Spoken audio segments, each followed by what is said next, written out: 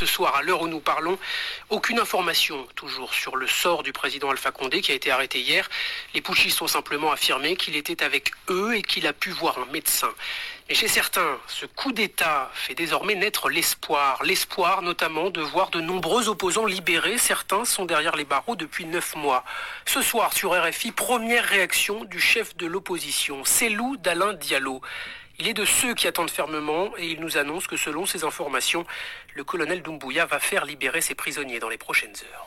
Écoutez, j'ai appris qu'il a déjà ordonné de libérer les prisonniers. En tout cas, je viens d'apprendre à l'instant que mes bureaux et le siège que les militaires qui étaient là depuis le 20 octobre 2020 viennent de quitter. Alors j'apprends qu'il est sur le point de libérer les prisonniers. Ils sont même attendus dans la commune de Ratoma, dont la majorité est originaire. Les Guinéens veulent réserver à ces prisonniers injustement incarcérés depuis bientôt 9 mois sans jugement. Vraiment un accueil chaleureux. Et je pense qu'il va continuer sur cette lancée et restaurer les droits et libertés de tous les citoyens sans discrimination. Vous faites confiance au colonel Doumbouya? Jusqu'à preuve du contraire, je fais confiance au général Doumbouya avec son équipe. Je pense que la Guinée a besoin de patriotes pour aller à la réconciliation nationale, aller vers l'instauration d'une démocratie apaisée. À condition que la transition militaire ne dure pas trop longtemps? Oui, il serait souhaitable qu'elle ne dure pas longtemps, dans la mesure où la première mission d'un gouvernement de transition, ce sera de réunir les conditions d'une élection libre et transparente et de l'organiser le plus tôt possible.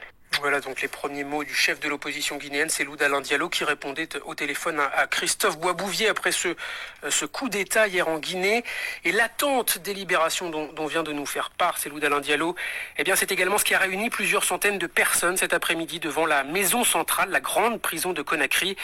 Des militants qui ont manifesté pour retrouver leurs proches, arrêtés pour la plupart lors de la contestation de la dernière présidentielle en octobre. Notre envoyé spécial Sidi Yansané était lui aussi sur place. Reportage. Dès la fin de matinée, des centaines de personnes se sont amassées devant la maison centrale de Koronti, quartier de la commune de Kaloum, le centre-ville de la capitale.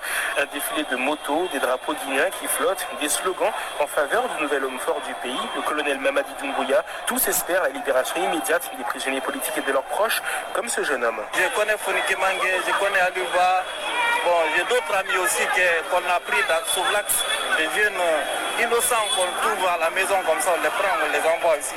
Baldé ne connaît personne derrière les barreaux, c'est en tant que citoyen qu'il est présent.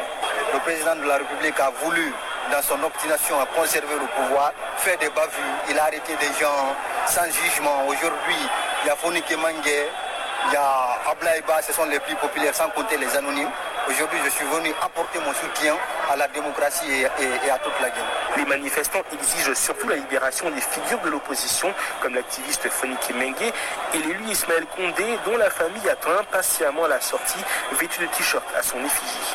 Oui, nous sommes à l'écoute. On espère les revoir, parce que c'est mon oncle qui s'occupe de ma maman, elle est malade, et voir son frère en prison, ça l'a beaucoup touché. La police a usé de gaz lacrymogène, tant la foule était nombreuse. L'accès à la rue de la prison est actuellement barricadé par les forces de l'ordre. Sidi Yansané, Conakry, RFI.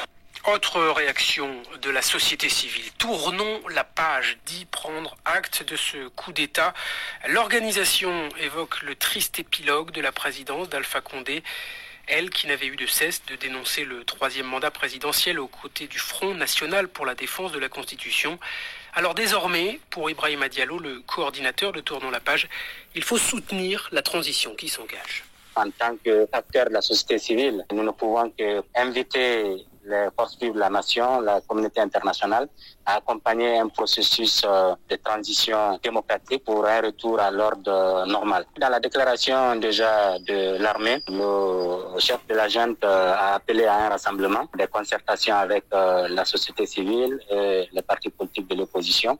Nous sommes ouverts et nous répondrons positivement à cette invitation parce que nous avons depuis 2019 mené un combat contre le 3e mandat. L'armée est venue achever le combat que nous avons commencé depuis 2019. Nous n'avons pas d'autre choix que de nous impliquer. Donc cela veut dire qu'il faut penser à l'organisation des élections dans les mois à venir. C'est fondamental pour rapidement un retour à l'ordre constitutionnel. Ibrahima Diallo, le coordinateur de l'organisation Tournons la page, qui répondait à Gaël Lalex. Ces événements en Guinée, naturellement, dépassent les frontières. Vive réaction à l'international également. Les condamnations se multiplient face à ce que les chancelleries jugent comme un coup de force anticonstitutionnel. A commencer, Pierre Firsion, par la réaction des Nations Unies. Antonio Guterres dit suivre la situation de très près. Le secrétaire général des Nations Unies a appelé dès hier à la libération immédiate du président Alpha Condé. Un appel lancé également par l'Union africaine, l'organisation continentale qui dit condamner toute prise de pouvoir par la force. Le Conseil paix et sécurité de l'UA s'est réuni en urgence en début d'après-midi pour examiner la situation dans le pays et décider des mesures à prendre en conséquence. La CEDEAO a elle appelé hier au retour à l'ordre constitutionnel sous peine de sanctions. Nana Akufo-Addo, le président en exercice de l'organisation sous-régionale, exige, je cite, le respect de l'intégrité physique du chef de l'État guinéen et demande sa libération immédiate. En écho, la France a dit se joindre à la condamnation de la CEDEAO et à l'appel à la libération immédiate et sans condition du président Condé. Un message repris également par l'Union européenne. Ce matin, l'Algérie a dit suivre la situation avec une profonde préoccupation, rejetant tout changement anticonstitutionnel. On le voit donc, la communauté internationale condamne dans son ensemble cette prise de pouvoir par la force et l'arrestation du président Condé. On notera toutefois que certains pays comme le Sénégal et la Côte d'Ivoire n'ont toujours pas réagi à ce coup d'État, plus de 24 heures après le début des événements. Les explications de Pierre. Veuillez vous abonner à votre chaîne YouTube Zoom et Focus pour être le premier à recevoir nos nouvelles vidéos. Merci.